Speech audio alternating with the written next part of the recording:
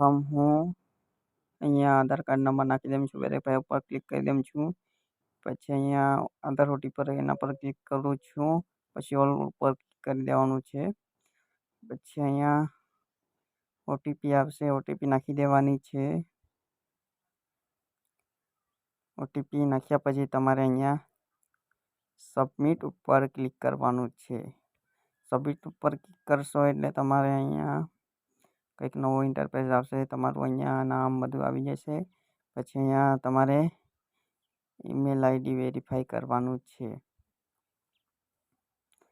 તો હું અહીંયા ઈમેલ આઈડી નાખી દઉં છું.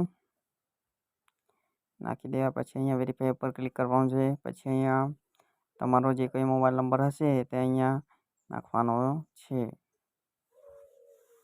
નાખ્યા પછી તમારે અહીંયા વેરીફાઈ ઉપર ક્લિક કરવાનું છે. તેના પર ઓટીપી આવશે. ઓટીપી તમારે અહીંયા નાખી દેવાની છે. પછી અહીંયા તમારે રોલ નાખવાનો છે. તો એસએચએ હું ગુજરાત નાખી દઉં છું. એસએચએ ગુજરાત નાખ્યા પછી અહીંયા નીચે ઓપરેશન્સ એના પર ક્લિક કરવાનું છે. પછી એસએચએ ગુજરાત એના પર ક્લિક ઓપરેશન્સ. પછી અહીંયા એસએચએ બીઆઈએસ એના પર, પછી નીચે બીઆઈએસ રોલ એડ કરવાનો છે. એડ પર ઉપર ક્લિક કરવાનું છે. એડ પર ક્લિક કરશો એટલે તમારે નીચે યુઝર નેમ નાખવાનું રહેશે. એટલે યુઝર નેમ એક નાખવાનું પડશે. પછી અહીંયા મેં યુઝર નેમ નાખી દઉં છું. યુઝર નેમ નાખ્યા પછી એની નીચે આપણે પાસપોર્ટ નાખવાનો છે. અહીંયા યુઝર નેમ મેં નાખી દઉં છું.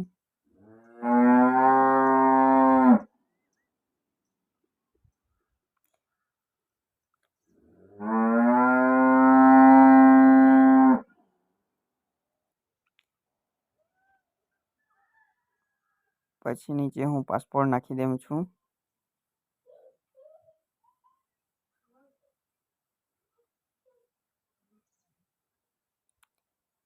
પાસપોર્ટ નાખ્યા પછી તમારે અહીંયા સબમિટ ઉપર ક્લિક કરવાનું રહેશે. હું અત્યારે અહીંયા પાસપોર્ટ નાખી રહ્યો છું. થોડી વાર લાગશે. પાસપોર્ટ નાખું છું.